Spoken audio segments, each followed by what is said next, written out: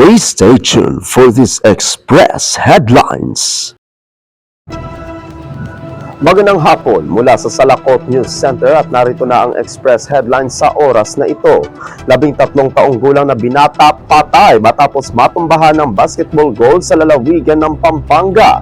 Patay ang isang 13 taong gulang na binata matapos matumbahan ng basketball goal habang naglalaro sa isang hindi patapos na covered court sa Barangay San Isidro sa bayan ng Magalang, lalawigan ng Pampanga.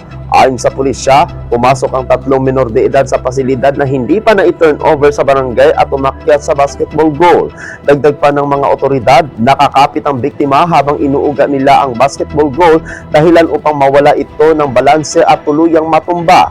Ayon naman sa barangay chairman, hindi pa bukas sa publiko ang covered court dahil patuloy pa ang konstruksyon nito.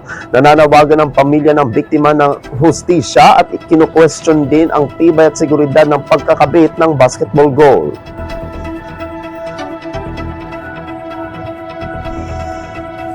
Samantala, umano'y rocket debris natagpuan sa lalawigan ng Cagayan.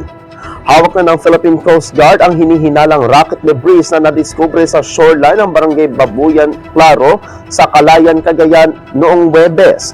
Ayon sa Philippine Coast Guard, walang markings na nagkukumpirmang rocket debris ng mga ito. Ayon kay Philippine Coast Guard spokesperson Commodore Noemi Cayabyab, inilipat at isinailalim nila ang bagay sa isang iligtas na lugar habang hinihintay ang karagdagang teknikal na pagsusuri ng mga kinauukulang otoridad.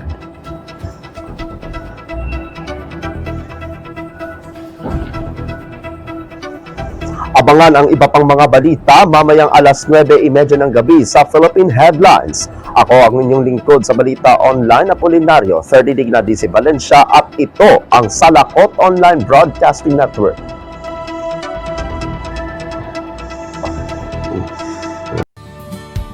Hello kasadya! Welcome to Salakot Online Broadcasting Network, where every story matters, every voice is heard, every update counts. From the news and community stories and inspire features, we bring to accurate, timely, and engaging content that keeps you connected to what matters most. Stay informed, stay connected, and stay ahead. Salakot Online Broadcasting Network, the voice of the community beyond boundaries. Like, comment, share, follow us today, and never miss an important update.